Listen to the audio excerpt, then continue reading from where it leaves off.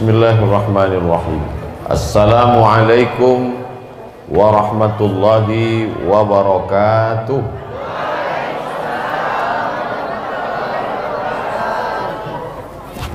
Anak raja pergi menyelam, menangkap ikan. Dari bunyi sambutan salam, nampaknya banyak yang belum makan.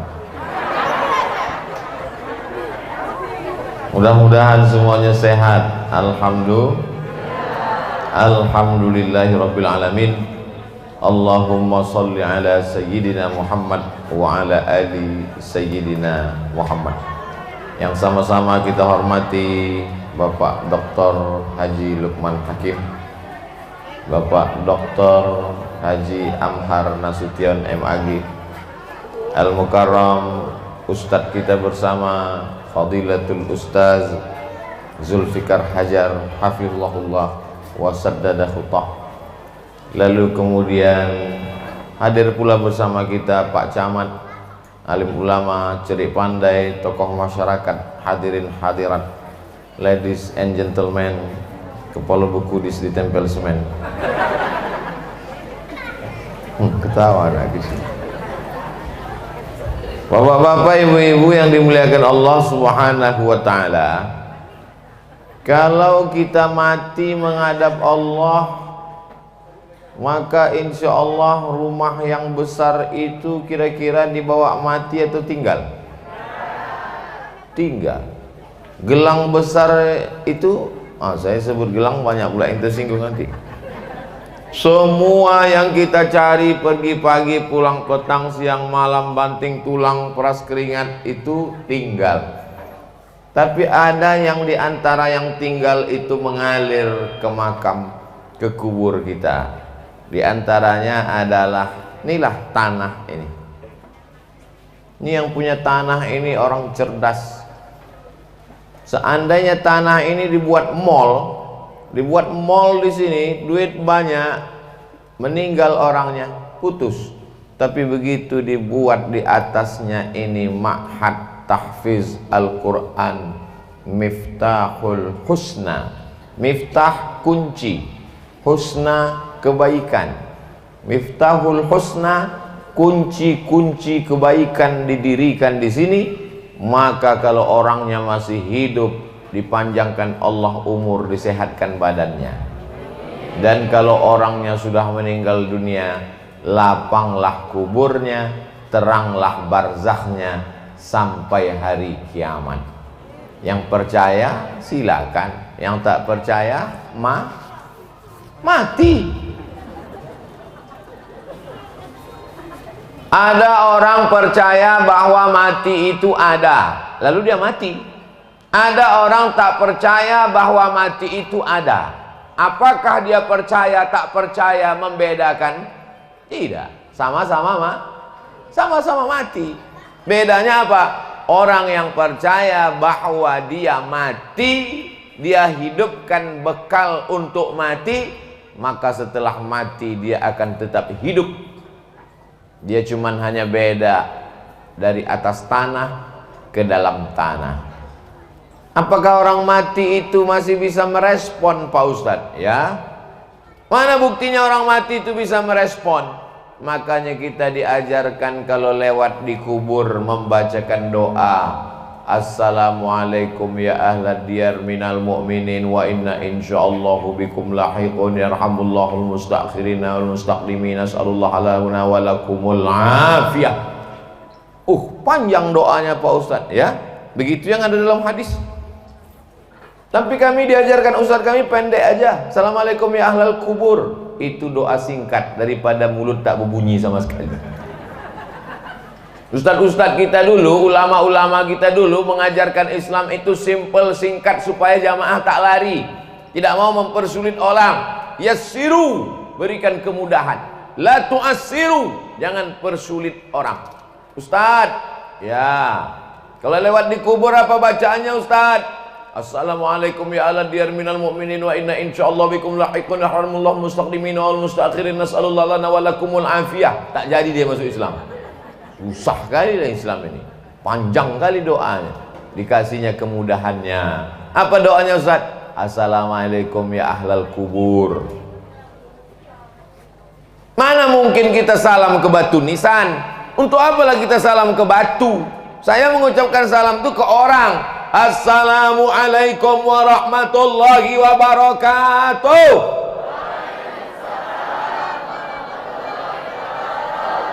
Ucap salam ke orang. Tak mungkin saya ucapkan salam ke batu. Assalamualaikum warahmatullahi wabarakatuh. Kan saya gila. Jadi kalau ada orang lewat di kubur mengucapkan salam sunnah diajarkan Nabi Muhammad SAW, itu menunjukkan bahwa orang mati itu hidup. Kita tak pernah mati. Bedanya kita keluar dari jasad dan tinggal roh, tapi kemudian bahwa roh itu hidup dalam 5 alam. Di alam roh hidup, pindah ke alam rahim hidup, pindah ke alam dunia hidup, pindah ke alam kubur hidup, pindah ke alam akhirat hidup, tak pernah mati. Makanya kata Allah, wala taqulu liman yuqtalu fi sabilillahi amwat. Jangan kau katakan mereka mati, bal ahya, mereka hidup. Walakin la tash'urun, kamu tak sanggup merasakan kehidupan mereka. Orang mati itu hidup apa mati? Berbalik-balik ceramah Ustaz ini.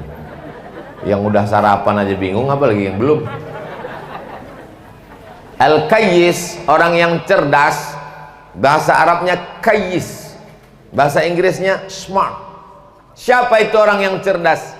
Mandana nafsahu, ditekannya hawa nafsunya, wa amila lima ba'dal maut, dia berpikir apa yang akan aku terima sesudah aku mati. Tanah 1 meter 5 juta, kalau dijual 1 hektar, hitunglah sendiri, banyak. Dibelikan ke cincau, berenang kita, berenang sambil minum. Pandai. 1 meter tanah 5 juta, dijual, belikan mobil mahal, mewah, dibelikan ke perhiasan, dibelikan ke gelang, ke cincin, ke sumbang, ke anting, ke rantai, gelang kaki, gelang leher, gelang tangan, 5 gelang. Tangan 2, kaki 2, leher 1. Setiap dia berjalan, semua orang menengok macam menengok kucing. Setiap dia lewat, semua orang kumat. Asam lambung sama asam urat. Tapi setelah mati tinggal. Sementara ini orang cerdas, tanah tak dijual, dibangun di atasnya pesantren Miftahul Husna. Sampai hari kiamat orang akan tetap belajar Quran di sini. Sampai hari kiamat Medan masih akan tetap lahir anak-anak generasi Qurani. Amin. Masih Medan? Hah? Bilang aja lah Medan. Bapak Ibu yang dimuliakan Allah Subhanahu wa taala. Ini perlu kita ajarkan ke anak-anak kita supaya mereka nanti menjadi orang-orang yang rajin mencari duit, tapi cari duitnya bukan untuk dunia, tapi dia berpikir untuk akhirat. Nanti akan ada di antara mereka yang jadi konglomerat. Ada di antara mereka ini yang akan jadi jenderal. Ada di antara mereka ini yang akan jadi hakim agung. Ada di antara mereka ini yang akan menjadi hakim Mahkamah Konstitusi. Ada yang jadi menteri. Ada yang jadi supir sudaku. Tak ada yang mengaminkan. Memang dia supir sudaku, tapi semua sudaku di Sumatera Utara ini dia yang punya.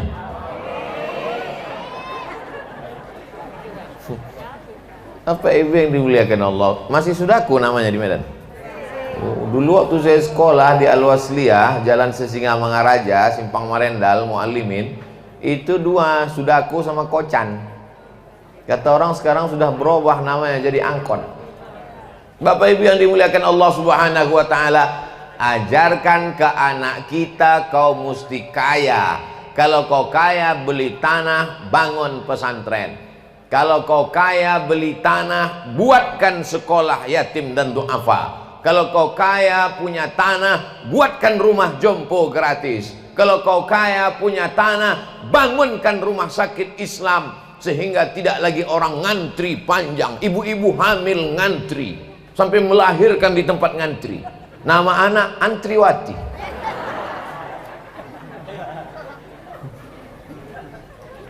Siap kalian membangun rumah sakit gratis untuk yatim dan duafa?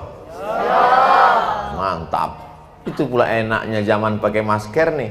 Kita tak tahu entah siapa yang siap, entah siapa yang tidak. Karena tak nampak mulutnya bergerak. Yang penting keluarga ya suara. Siap katanya. Pokoknya asal ku tanya siap, kalian jawab aja siap. Bapak Ibu yang dimuliakan Allah SWT. Berapa santri pesantren Miftahul Husna sekarang? 26 orang. Tahun 1 sudah 26 orang. Bayangkan. Nanti bukan cuman santrinya 26. Akan berdiri Miftahul Husna 1, Miftahul Husna 2, Miftahul Husna 3, Miftahul Husna yang ke-26 berdiri di Timika, Papua. Kalianlah yang mendirikannya.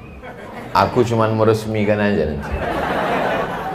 Yang kalian undang aku meletakkan batu pertama, karena banyak yang kuletakkan batu pertama itu tak bertambah-tambah batunya.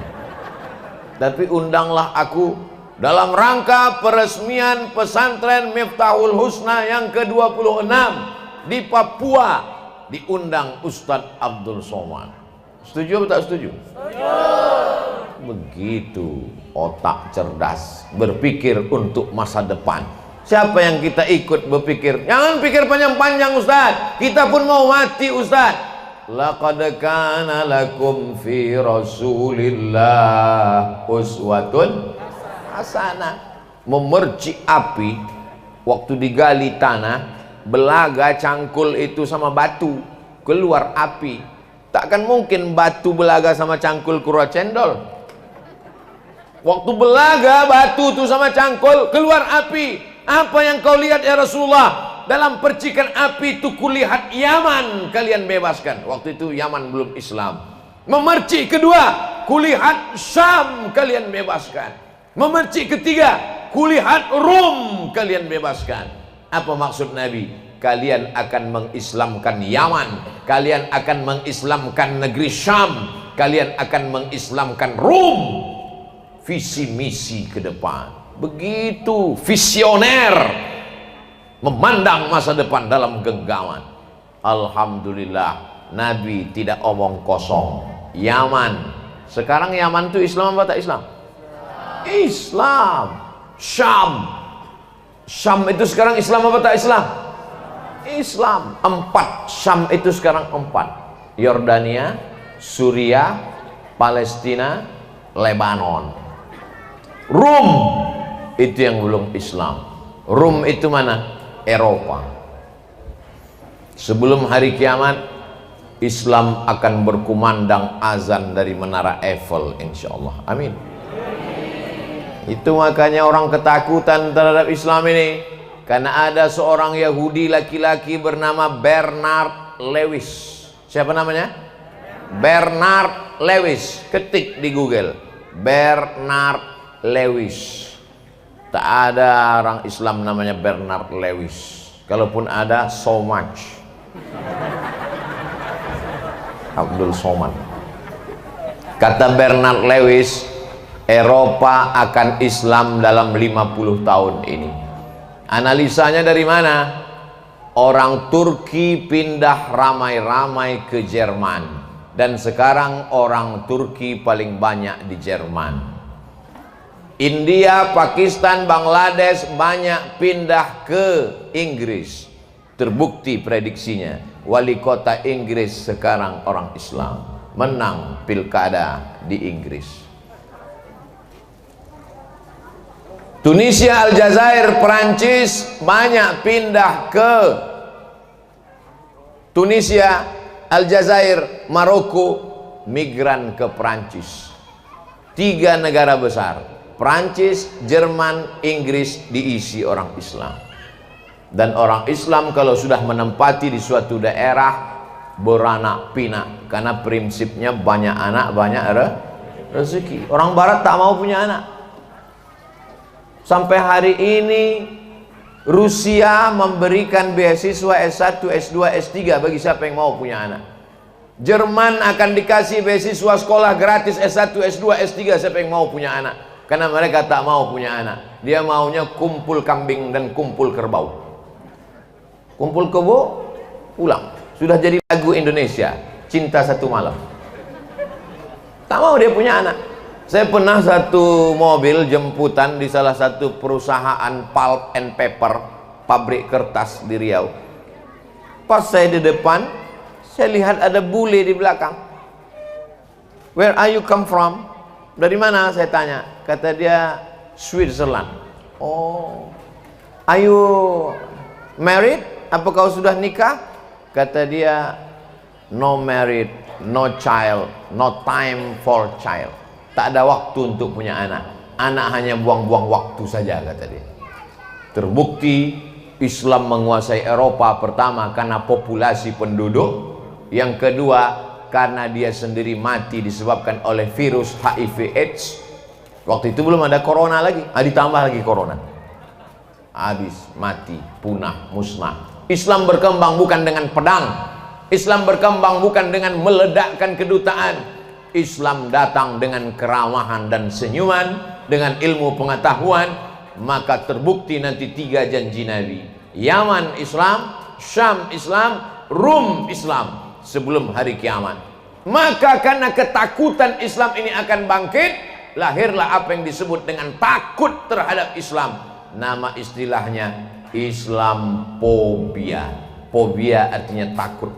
Takut sama Islam, Islamophobia. Takut sama somat, somatphobia. Alhamdulillah pesantren ini tidak takut dengan Islam. Karena Islam yang kita bawa adalah Islam yang lembut, Islam yang santun, Islam yang baik. Itu tercermin dari pakaian anak-anak kita, sorbannya, jubahnya.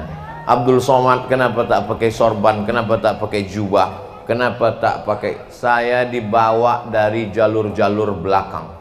Andai saya pakai jubah, koyak tadi, karena melompat pagar di belakang. Bapak Ibu yang dimuliakan Allah Subhanahu wa taala, poin yang pertama yang ingin saya sampaikan adalah bapak-bapak, ibu-ibu, belilah tanah. Kalau sanggup luas macam Miftahul Husna buat pesantren. Kalau tak sanggup beli tanah kecil, rumah petak buat rumah Quran. Anak-anak dari maghrib mengaji, datang baca Quran, tahfiz, tahsin. Kalau tidak sanggup juga paling tidak bayarkan anak yatim uang sekolah baca menghafal Quran. Balik dari sini datangi panti yatim. Assalamualaikum. Waalaikumsalam. Bapak ketua rumah yatim nih? Betul. Berapa anak yatim di sini, Pak? Ada 200. Mau kubayarkan sekolah mereka semuanya 3 orang aja. Ibu 3, bapak 3, adik 3. Ada 10 orang, kita membayarkan 3 kali 10 sampai dengan 30, dibantu oleh yang lain. Itu paling minim, paling sedikit. Karena kalau ditunggu nanti malaikat maut datang, tidak pakai nanti. Memangnya kalau malaikat maut itu datang mau mencabut nyawa kita? Assalamualaikum. Waalaikumsalam. Siapa kau? Malaikat maut. Tunggulah habis keluar gaji 13, mau dia nunggu gak? Idza jaa ajaluhum, kalau ajal sudah sampai, la yastakhiruna sa'atan, tak bisa ditunda walau sesaat, wala yastaqdimun, tak bisa dimajukan walaupun sesaat. Nabi SAW di kota Madinah tidak ada meninggalkan istana yang megah. Mana istana Nabi Muhammad SAW? Tak ada. Mana rumah Nabi SAW? Ada. Mana rumahnya? Itulah dia makam Nabi Muhammad yang kita mengucapkan salam. Berdoa kita mudah-mudahan berakhir corona ini bisa kita umrah dan haji ke Baitullah.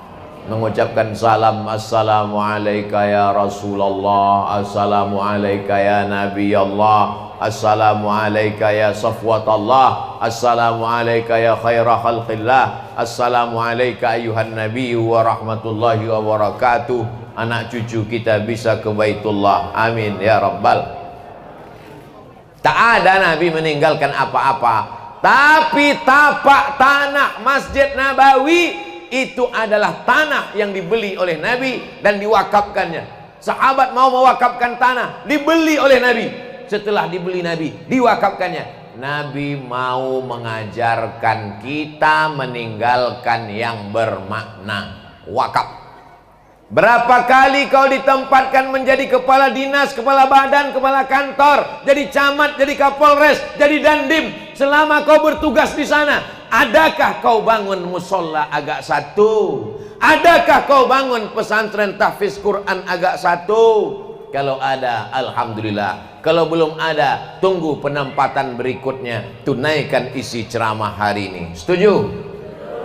Dandim, komandan kodim, dan rem, komandan korem, kapolres, kapolsek, camat, kepala dinas, kepala badan, kepala kantor. Berapa kali kau punya jabatan? Pikir, pernah kau makmurkan musola? Hanya dengan tanda tangan di ujung jarimu sudah kusampaikan. Andai di akhirat nanti dibangkitkan di padang mahsyar, komandan kodim dibangkitkan, komandan korem dibangkitkan, kapolres dibangkitkan, kapolda dibangkitkan, kepala dinas dibangkitkan, ditanya oleh malaikat, ada kau bangun musola, ada kau bangun masjid, ada kau bangun ke pesantren? Tak ada. Kenapa tak ada? Ustadz-ustadz tak pernah nyampaikan itu. Aku sudah kusampaikan. Tinggalkan kalian laksanakan saja. Siap? Siap. Calon Kapolda sudah siap. Bapak Ibu yang dimuliakan Allah Subhanahu wa taala, karena jabatan akan berakhir. 56, 58, 60 pensiun. Tapi kalau sempat membangun selama 4 kali penempatan, bangun musola, bangun musola, bangun musola, bangun taman Al-Quran, bangun rumah Quran, mati mengalir pahalanya. Hidup ini cuman mimpi. Mimpi jadi pejabat, mimpi jadi orang kaya, mimpi jadi artis, mimpi jadi ustadz. Setelah mati, mimpi pun berakhir. Semua yang nyata hari ini hanya tinggal mimpi. Tapi yang dalam kubur dikatakan mimpi akan menjadi kenyataan. Semua yang kita lihat ini sekarang hanya mimpi. Mimpi. Mimpi punya mobil mewah, mimpi punya harta banyak, mimpi punya istri cantik jelita, mimpi punya suami yang ganteng diperebutkan oleh pelakor. Begitu ku bilang pelakor 3 kali waktu berdoa, ya Allah. Tapi sampai masanya kita akan menghadapi kenyataan. Sakaratul maut itu nyata, azab kubur itu nyata, neraka itu nyata. Karena begitu dikatakan dalam Al-Quran, Rabbana absarna, mata kami sudah nyata melihat neraka. Wasami'na, telinga kami nyata mendengar neraka. Farji'na, balikkan lagi kami ke dunia. Saat itu dunia tak nyata, yang nyata hanyalah surga dan neraka. Hari ini orang menantang, mana surga itu, mana surga itu. Saya tak marah kalau ada orang nantang mana surga. Kau mau nengok surga? Iya, sini kepala kau biar kubukul pakai batu gilingan nih. Insya Allah 2 kali pukul nampak berkunang-kunang surga di mata. Mati kau nanti nampakmu itu. Bapak Ibu yang dimuliakan Allah Subhanahu wa taala, poin yang pertama, niat dalam hati sebelum mati akan membangun masjid, pesantren, rumah tahfiz. Alhamdulillah, tempat kita berdiri ini sudah wujud. Ini sebenarnya contoh. Siapa nanti yang mau bangun pesantren, buatlah gedungnya macam ini, panjang, jangan belok-belok, biar mudah orang. Buat warnanya hijau semua. Kenapa disuruh buat warna hijau? Mata kita awet kalau selalu menengok warna hijau. Makanya pakaian penghuni surga itu disebut warna hijau. Makanya sorban anak-anak pesantren pun hijau, background baleho pun hijau, dinding-dinding pun hijau. Kalau bersedekah pakai duit warna merah. Itu maka dipasang karpet merah. Dokter kalau mengoperasi bajunya warna, dokter kalau mengoperasi pakai mantel warna. Kenapa pakai mantel warna hijau? Karena dokter matanya beroperasi berjam-jam menengok darah. Waktu dia belah itu kulit nampak darah. Mata kalau terlalu lama menengok warna merah hilang konsentrasi. Biar supaya matanya tajam, ditengoknya baju hijau.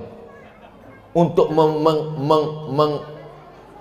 menajamkan biji mata. Makanya kata Imam Nawawi, maka pakailah. Maka kadang orang pakai batu cincin warna hijau, sampai biji matanya pun hijau. Rupanya kontak lensa warna hijau. Jadi hijau ini bukan sembarang hijau. Hijau ini ada hikmah. Hijau adalah warna yang disukai Nabi Muhammad SAW. Makanya kubah makam Nabi pun dibuat warna hijau. Karpet di Taman Raudhah zaman dulu pun warna hijau. Hijau pucuk pisang, mau hijau lumut, terserahlah, asal hijau. Bapak Ibu yang dimuliakan Allah Subhanahu wa taala, buat gedungnya tinggi supaya anak, apalagi sekarang pusat kota, tanah mahal, bangunan tak bisa ke samping, bangunan mesti ke atas, ke tinggi. Bagus lantai 3 supaya apa? Kaki anak-anak santri ini sehat, apalagi yang kelasnya paling atas, itu paling sehat. Pagi naik turun kencing 3 kali, sehat. Anak-anak mesti sehat. Banyaklah melangkah sehari 10.000 langkah sebelum Anda terkena osteoporosis. Sehat kakinya, lututnya sehat. Ini langkah. Ustaz Somad ini lutut kaki udah tak sehat, makanya sanggup berdiri ini cuma 60 menit aja, sesuai dengan tertulis di botol 600 ml. Tapi Ibu yang dimuliakan Allah Subhanahu wa taala, tanamkan ke kepala anak-anak kita. Mungkin kalau Ustaz Somad yang ceramah tak masuk ke kepalanya, Pak. Kalau Abdul Somad yang bicara mungkin tak menyentuh hatinya, Bu. Tapi kalau ibu yang bicara, nak, 9 bulan 10 hari kau kukandung, nak. 2 tahun kau kususukan, nak. Aku hanya minta sebelum kau mati bangunlah masjid. Masjid apa namanya, Mak? Masjid Ngatiem. Kebetulan nama maknya itu Hajah Siti Ngatiem. Nanti kalian bangun masjid nama mak kalian ya. Bilanglah iya. Iya kata dia.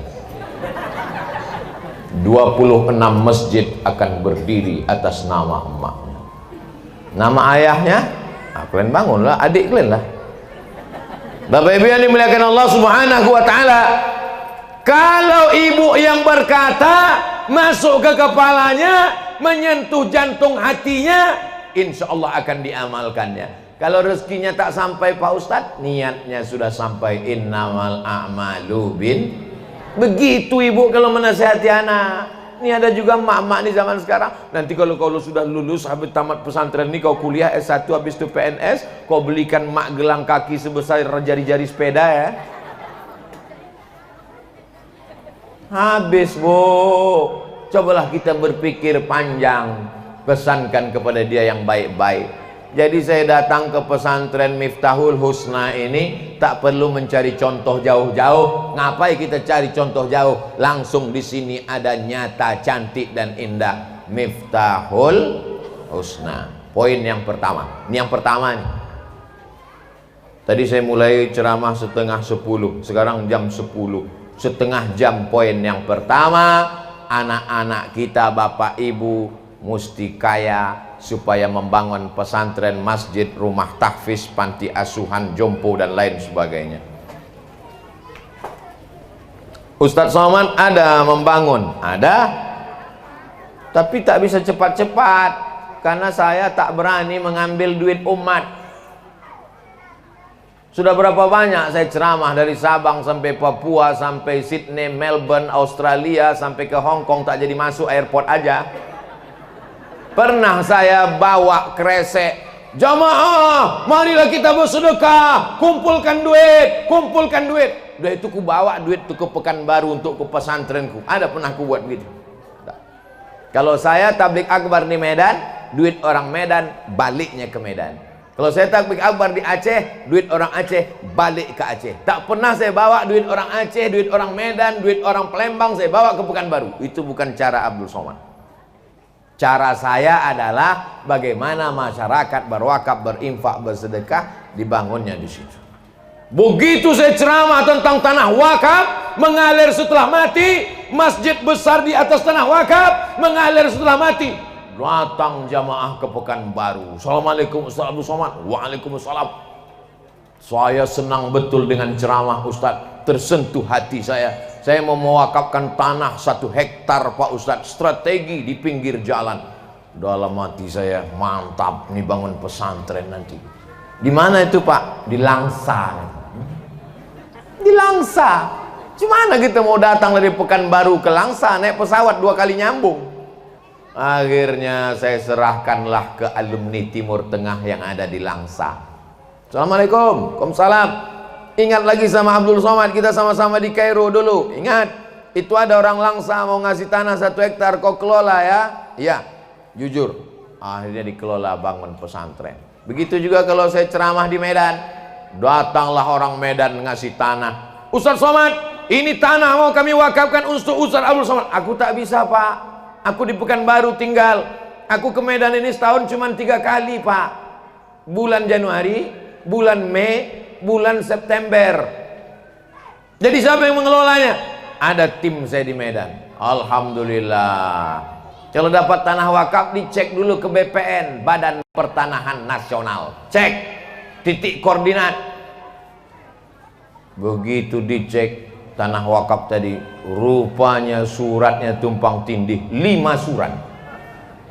Kenapa bermasalah tanah itu Pak Haji? Karena masalah, itulah maka ku wakafkan. Kalau tak masalah udah lama ku jual udah.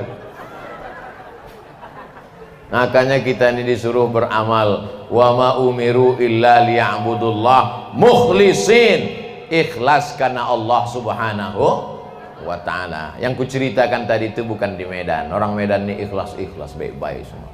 Bisa dilihat dari tatapan matanya. Coba tengok mata orang Medan, bersih-bersih semuanya. Betul lah? Betul lah. Karena yang ditanya orang Medan, yang jawab orang Medan juga. Bapak Ibu yang dimuliakan Allah Subhanahu wa ta'ala, poin yang pertama, belilah tanah sejauh mata memandang, silakan. Tapi ingat, ada tanah itu yang bisa kau bawa mati.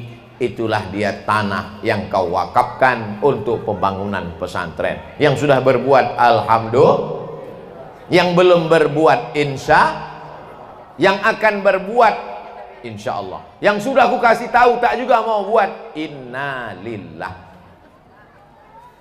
Poin yang kedua, siapa yang menjamin anak yang lucu-lucu baik-baik ini selamat dari narkoba, selamat dari LGBT, selamat dari virus HIV AIDS, selamat dari sakau, selamat dari hubungan seks di luar nikah, selamat dari perbuatan maksiat dan dosa. Yang bisa menjaga anak-anak kita yang hijau-hijau yang baik-baik ini, benteng terakhir adalah tembok pesantren. Tembok pesantren. Saya terus terang kalau nengok tembok pesantren ini sedih saya. Kenapa? Ingat saya dulu waktu di pesantren melompat tembok. Tembok kami tak terlalu tinggi, melompat kami. Tapi tembok ini kalau saya tengok, macam mana melompat? Tinggi ini. Makin berubah zaman. Dulu zaman kami di pesantren 1990, cuman 2 meter temboknya. Sekarang 2020 4 meter tembok. Nanti 20 tahun lagi bertembok semua. Saking kan zaman ini luar biasa. Bapak ibu yang sudah memasukkan anak ke pesantren, selamat Pak, selamat Bu. Anakmu selamat dari narkoba, anakmu selamat dari zina, anakmu selamat dari cabut, anakmu selamat dari shopping ke mall tak tentu arah, pakai baju seragam, cabut, bawa cewek dari rumah pakai jilbab, di tengah jalan jilbab masuk ke tas, dikasih minuman, rupanya minuman sudah disuntik dari bawah, dipakai obat penenang, akhirnya mabuk, sakau dan lain sebagainya. Siapa yang bisa menjamin anak-anak kita, anak keponakan saya yang dekat-dekat dengan saya, anak adik saya, anak kakak saya kasih tahu semua, Kak, Dek, kalau kalian anak kalian ini mau selamat, masukkan ke pesantren. Saya yang mengantar ke pesantren. Keponakan saya, anak adik saya mengantar ke pesantren. Saya serahkan ke pesantren supaya lepas tanggung jawab di hadapan Allah Subhanahu wa taala. Yang belum memasukkan ke pesantren, masukkanlah ke pesantren Miftahul Husna tahun ajaran 2021-2022. Setuju? Kalau penuh nanti di sini tak muat lagi, cari pesantren lain, datang hubungi Ustadz Zulfikar Hajar, hubungi Ustadz Dr. Amhar Nasution, hubungi para alim ulama kita. supaya selamat anak-anak kita. SD pesantren, tak sanggup SD Pak Ustadz, SMP pesantren. SMP-nya kemarin tak pesantren, terlambat Pak Ustadz, SMA pesantren aliyah. Cuman itu saja yang perlu pesantren. SMP, SMA, sanawiyah, aliyah. Tamat dari pesantren, silakan mau masuk ke Fakultas Hukum Universitas Indonesia, mau masuk ke Fakultas Kedokteran Universitas Sumatera Utara USU, mau masuk ke ITB Institut Teknologi Bandung, mau masuk ke IPB Institut Pertanian Bogor, mau pergi ke Al-Azhar Kairo, silakan. Kau terbang sejauh mata memandang, tapi nanti kau akan balik membangun Sumatera Utara. Setuju? Siapa yang akan membangun Deli Serdang, membangun Sumatera Utara, membangun Medan, kalau bukan anak-anak yang sekarang? Ibu bapak jangan sepele. Mereka ini sekarang kelas 1 SMP, sanawiyah kelas 1, tapi 10 tahun akan datang mereka sudah selesai S1. Sanawiyah 3 tahun, aliyah 3 tahun, kuliah S1 4 tahun.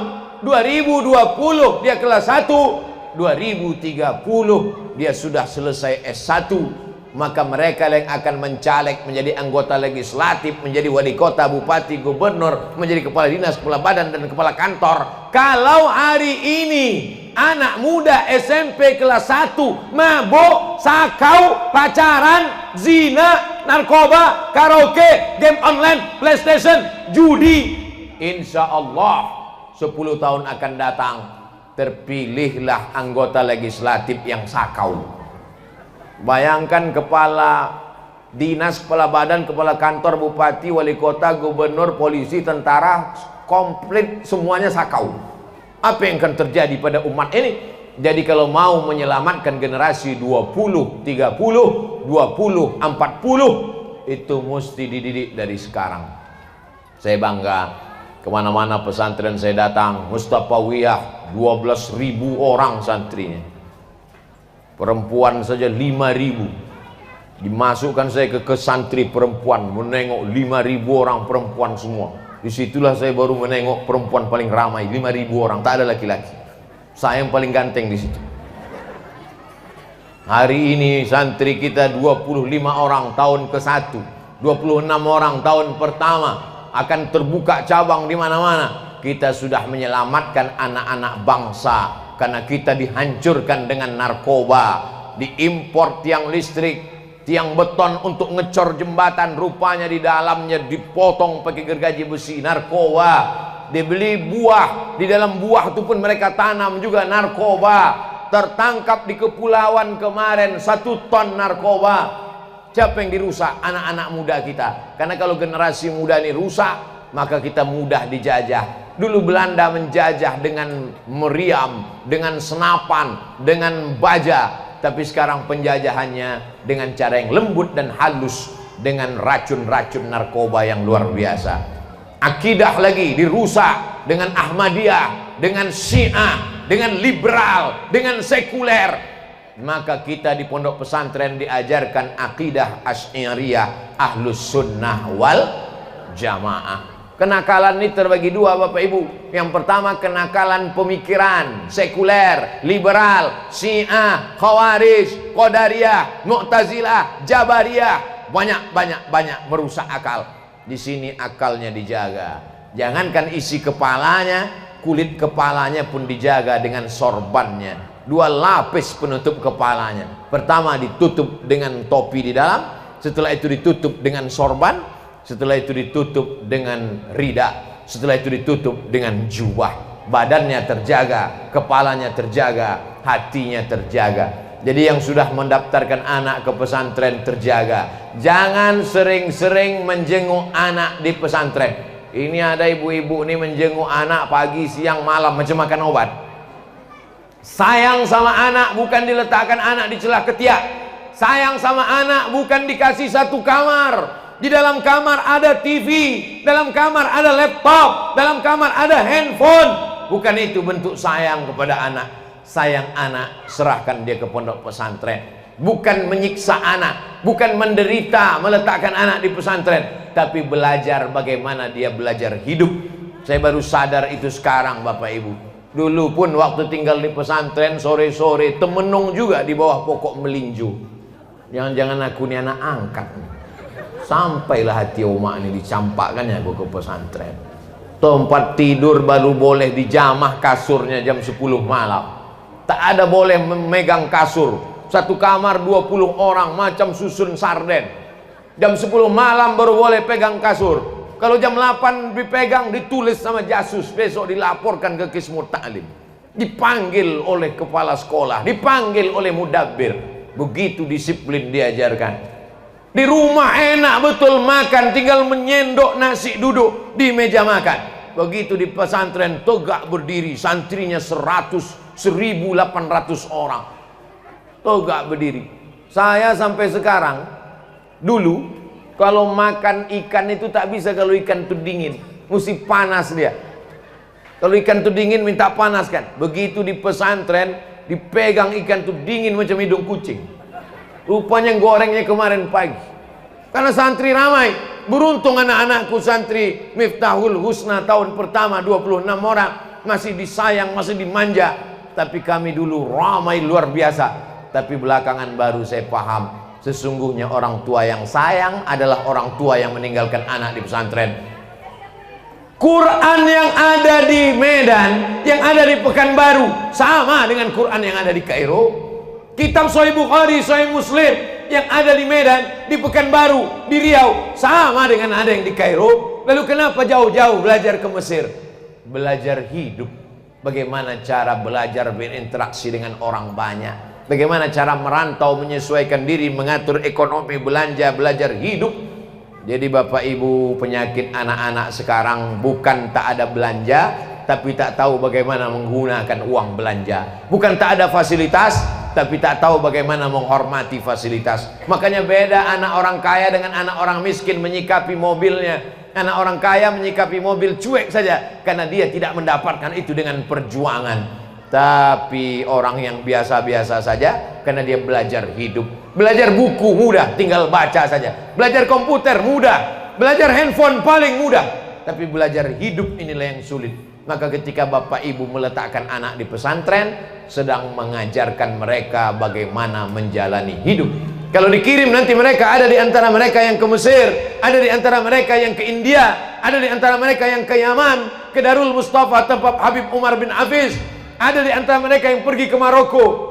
Maka sesungguhnya mereka belajar Quran, belajar hadis, belajar fikih, belajar usul fikih, belajar tafsir.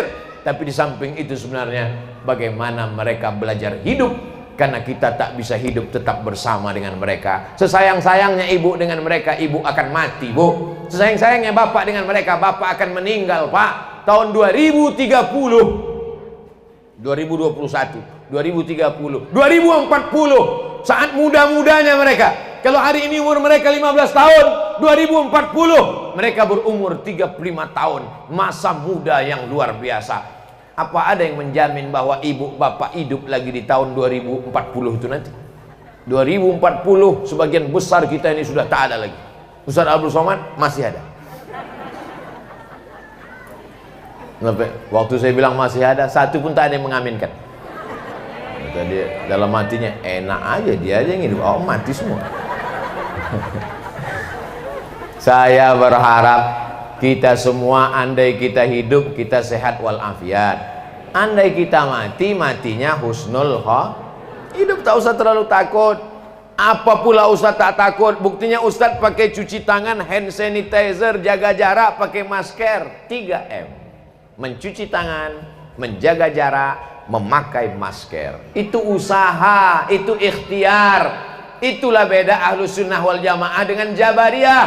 Kalau Jabariyah tak ada usaha-usaha, terserah aja takdir, mau mati-matilah. Itu Jabariyah. Tapi kita ini Ahlus Sunnah, Ahlus Sunnah wal Jamaah ada al-kasbu wal ikhtiar. Cuci tangan, jaga jarak, pakai masker. Mati juga. Mati bukan karena Covid, mati karena Allah. Berapa banyak orang yang cuci tangan, pakai masker, jaga jarak, mati juga. Matinya kenapa? Minum kopi. Minumnya kopi Mirna, matilah. Bapak Ibu yang dimuliakan Allah Subhanahu wa taala, akidah jangan sampai rusak. Tapi kita juga Ahlus Sunnah wal Jamaah menjaga ikhtiar. Begitu juga dengan anak-anak kita ini.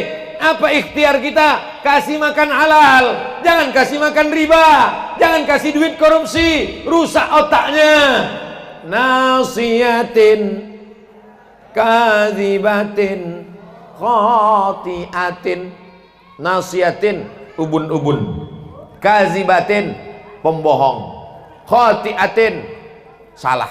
Kenapa pula ubun-ubun? Yang salah kan tangan, yang salah kan kaki, yang salah kan mulut. Kenapa ubun-ubun?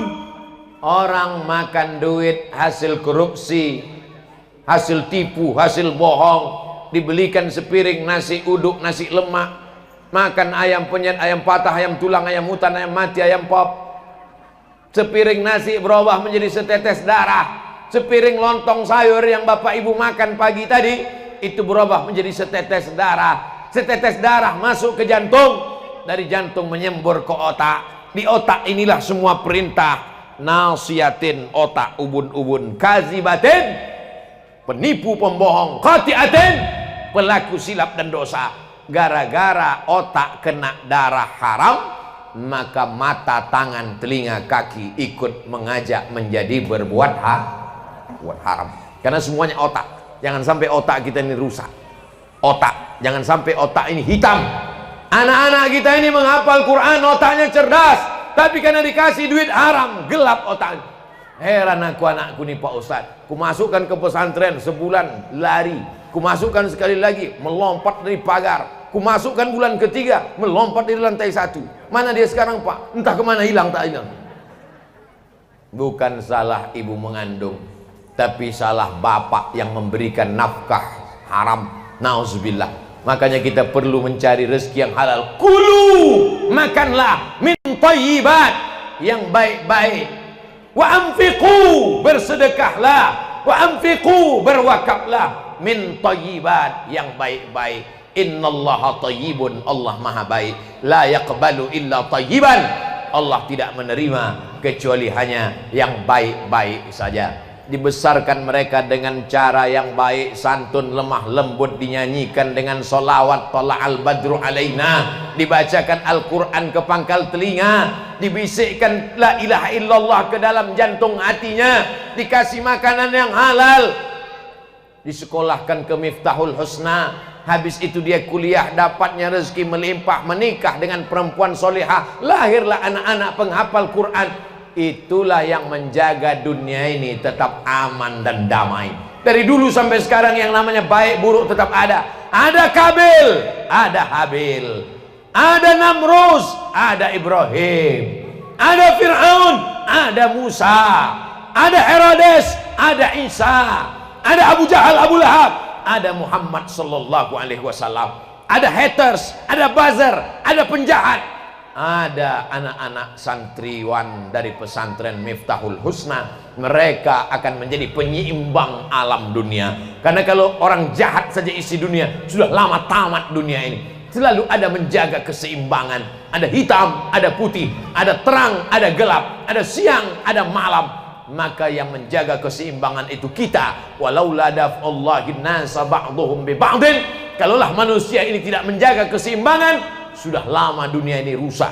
Maka anak-anak ini adalah penjaga-penjaga keseimbangan di masa akan datang. Saat kita mati, mereka bangun di tengah malam mengambil air wudhu, mereka sholat tahajud, dibukanya sajadah. Di saat itulah dia berdoa, Rabbighfirli wali walidayya warhamhuma kama rabbayani shaghira. Lapang kubur kita, terang benderang makam kita, dibukanya Quran. Bismillahirrahmanirrahim. Yasin wal Qur'anil Hakim.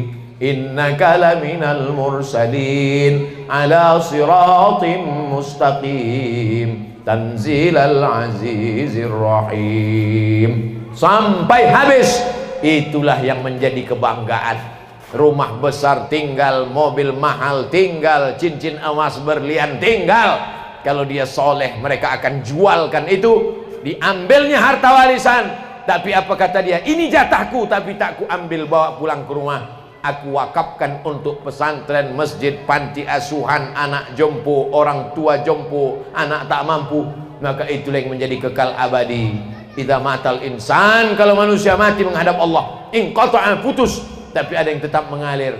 Shadaqatun jariyah, ilmun yuntafa'u bih, waladun salihun yad'u lah. Mudah-mudahan yang saya sampaikan ini mengulang kaji, kata pepatah orang Melayu, hafal kaji karena diulang, pasal jalan karena dilalui. Mudah-mudahan yang saya sampaikan ini menjadi bekal buat saya, buat kita semua. InsyaAllah negeri ini tetap menjadi baldatun thayyibatun wa rabbun ghafur. Amin ya rabbal ala haziniyah wa kulli niyatin salihah. Al-Fatihah. A'udzu billahi minasy syaithanir rajim. Bismillahirrahmanirrahim. Alhamdulillahi rabbil alamin. Arrahmanir rahim. Maliki yaumiddin. Iyyaka na'budu wa iyyaka nasta'in. Ihdinas siratal mustaqim. Siratal ladzina an'amta 'alaihim ghairil maghdubi 'alaihim waladdallin. Amin. Rabbana hablana minas salihin, jadikan anak kami anak-anak yang saleh dan salihah. Rabbana hablana min ladunka dzurriyyatan thayyibah, jadikan anak kami keturunan yang baik-baik ya Allah. Allahumma faqihhum fid din, dalamkan ilmu agama mereka ya Allah. Wa'allimhumut ta'wil, ajarkan mereka pemahaman yang benar menurut ahlus sunnah wal jamaah. Allahumma ja'al abna'ana wa banatina min huffazil Qur'an wal hafizat, jadikan anak-anak kami ini para penghafal Quran ya Allah. Minal mujahidina fi sabilika bi amwalihim wa anfusihim, mereka akan menolong agamamu di masa akan datang dengan harta, nyawa dan kuasa yang kau titipkan pada mereka ya Allah. Wahfazhum min kulli su' wa syarr, jaga mereka dari segala perbuatan maksiat dan dosa. Allahumma anzilir rahmata was salamata wal barakata ala hadhil jamaah, turunkan keselamatan, kerahmatan, keberkahan kepada seluruh jamaah yang hadir ini ya Allah. Allahumma ja'al hadzal ma'had miftahul husna ma'hadan aziman mubarakan fih, jadikanlah pondok pesantren Miftahul Husna pondok pesantren yang penuh keberkahan. Takharraja minhul ulama waz zu'ama, keluar dari pesantren ini para alim ulama dan para pemimpin bangsa di masa akan datang ya Allah. Allahumma ja'al hadzal balada baladan aminan mutmainnan ya'ti rizquhu min kulli makan, jadikan Sumatera Utara negeri yang damai, aman, terbuka pintu rezeki dari segala penjuru ya Allah. Allahumma dafa'anna al-ghala wal waba wal fahsya wal riba wal zina wal munkar, selamatkan negeri ini dari malapetaka, bencana, riba, zina, narkoba, perbuatan keji dan mungkar.